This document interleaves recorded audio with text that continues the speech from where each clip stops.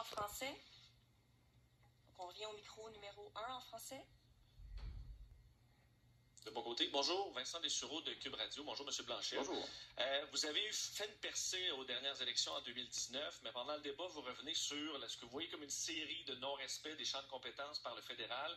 Est-ce qu'il n'y a pas là un certain constat d'échec de votre mandat dans les 2 dernières années? Ben, pas du tout.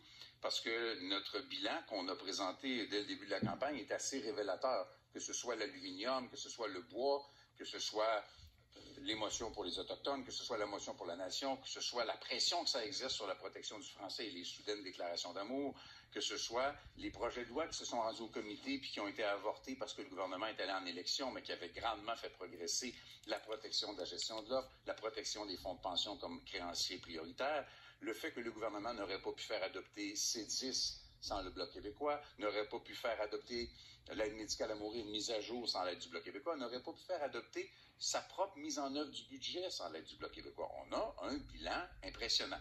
Maintenant, oui, il reste des affaires qui ne sont pas faites. Pourquoi? Ben, on est au milieu du mandat. Puis pour nous autres, c'est pas le même type de bataille qu'il faut livrer. Alors, faisons le bilan, regardons ce qui s'en vient pour l'avenir et choisissons qui est le mieux placé pour obtenir ces gains-là pour le Québec. Il reste 30 secondes pour la dernière question en français. Bonjour M. Blanchette, Pascal Gachette du journal Métro. Qu'est-ce que vous avez pensé du format du débat qui, semble-t-il, a créé des duels entre 2 candidats et 2 candidats? Et on a l'impression qu'il y a des sujets qui auraient pu être largement approfondis. Je pense notamment au transfert, les 6 milliards l'entente entre Ottawa et Québec du côté de M. O'Toole, qui a plutôt balayé la réponse de façon par une pirouette, on va dire. Est-ce qu'on aurait pu approfondir ça? Je doute qu'il existe une formule parfaite pour faire un débat. C'est sûr que je suis assez familier avec celle-ci, donc j'y suis confortable dans ce débat-là. Puis j'ai pas beaucoup de recul pour évaluer vraiment est-ce que le format est le meilleur ou pas.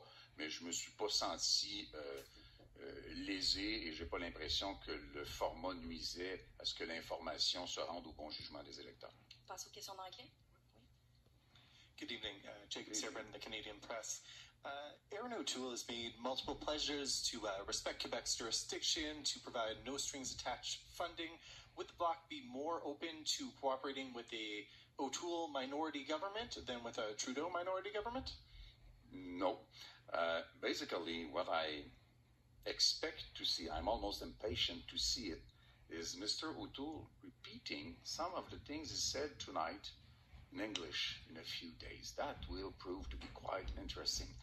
And his contract does not have much of a meaning.